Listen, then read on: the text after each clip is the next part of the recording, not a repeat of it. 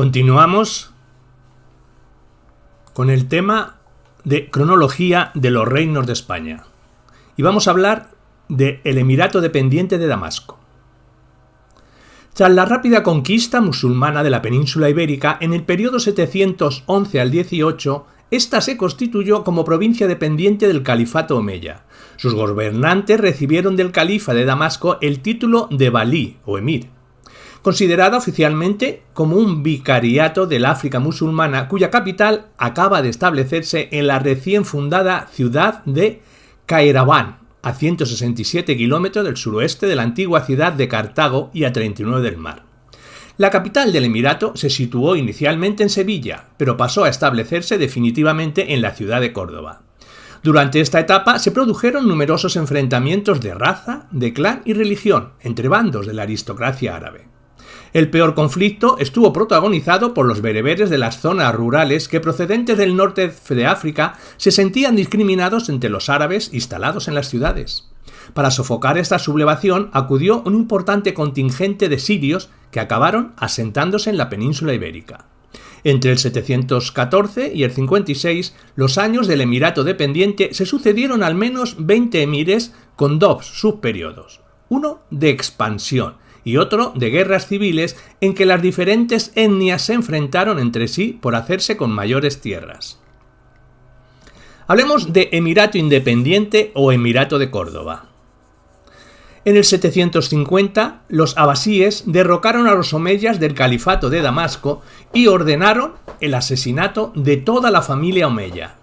6 años más tarde, en el 756, Abderramán I, que logró huir de Damasco y del fatal destino de los omeyas, desembarcó en el Al-Ándalus y se proclamó emir, tras conquistar Córdoba, independizándose de Bagdad, la nueva capital abasí. Esto sucedió en el 773.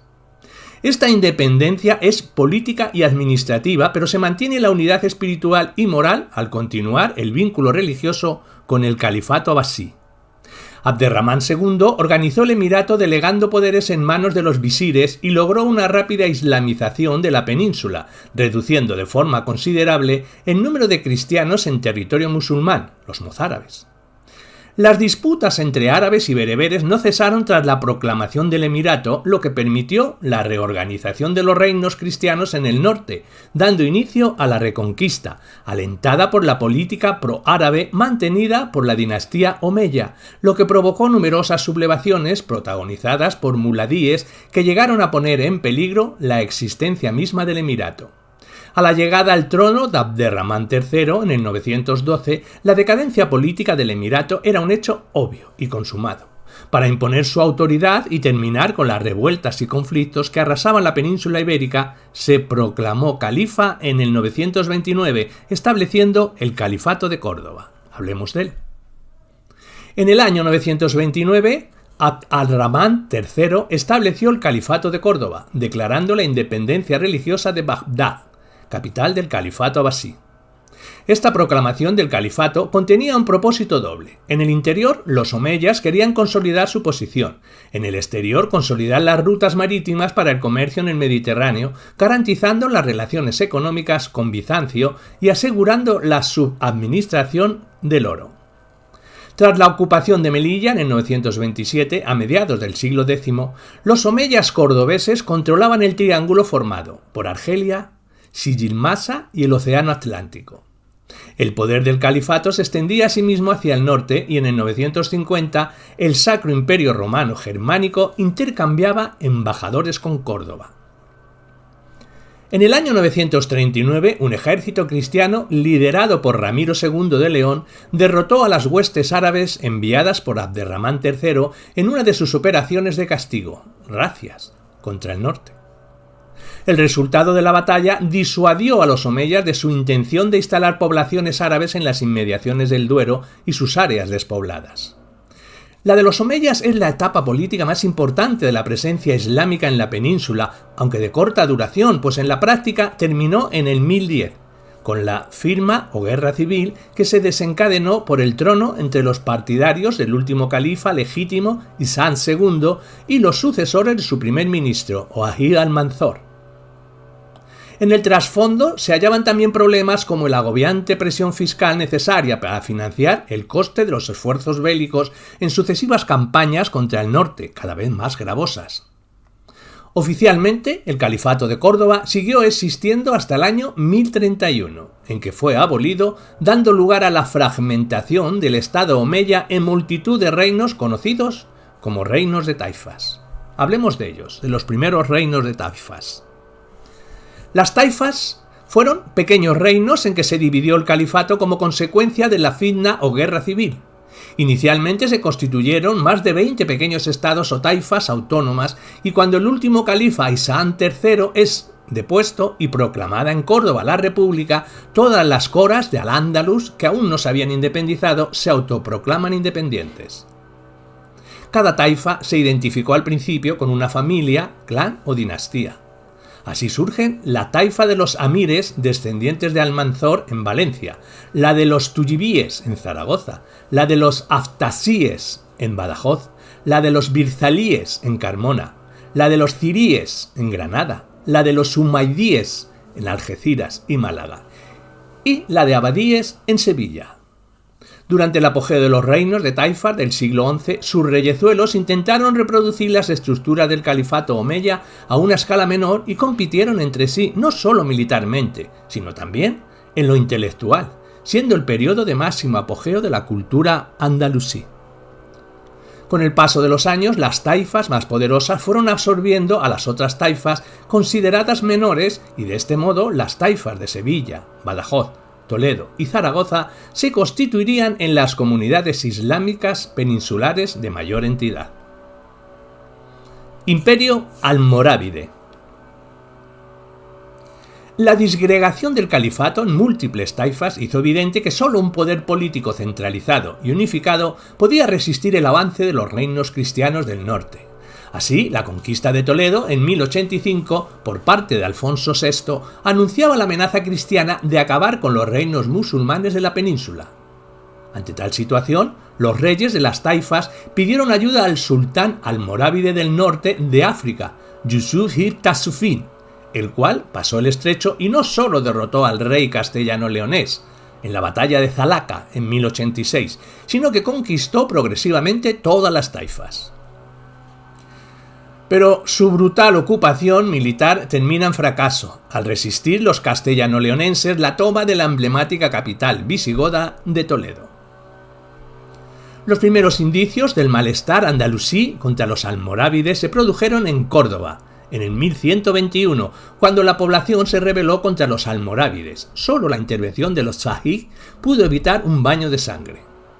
Otras rebeliones se produjeron en distintas ciudades y a partir de 1140 el poder almorávide empieza a decaer en el norte de África por la presión almohade. A la península llegan esas noticias y en 1144 un sufí, Ibn Qasi, empieza un movimiento anti-almorávide en el que comienzan a surgir los llamados segundos reinos de taifas. Hablemos de ellos.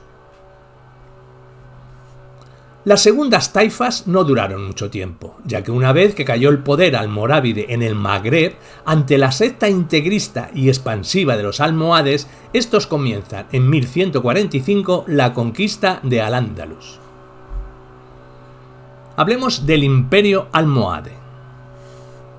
Los almohades desembarcan desde 1145 en la península ibérica y trataron de unificar las taifas utilizando como elemento de propaganda su agresión a los reinos cristianos y la defensa de la pureza islámica. En poco más de 30 años, los almohades lograron forjar un poderoso imperio que se extendía desde Santarém, centro de Portugal, hasta Trípoli, en Libia, y consiguieron parar el avance cristiano cuando derrotaron a las tropas castellanas en el 1195, en la batalla de Alarcos.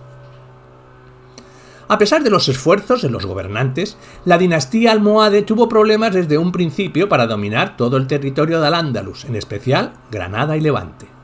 Por otro lado, algunas de sus posturas más radicales fueron mal recibidas por la población musulmana del Al-Ándalus, ajena a muchas tradiciones bereberes.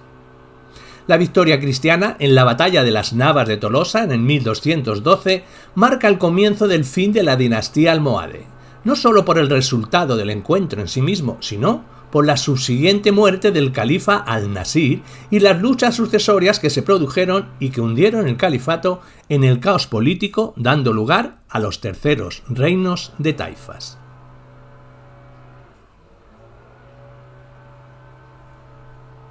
Hablemos de ellos, de los terceros reinos de taifas.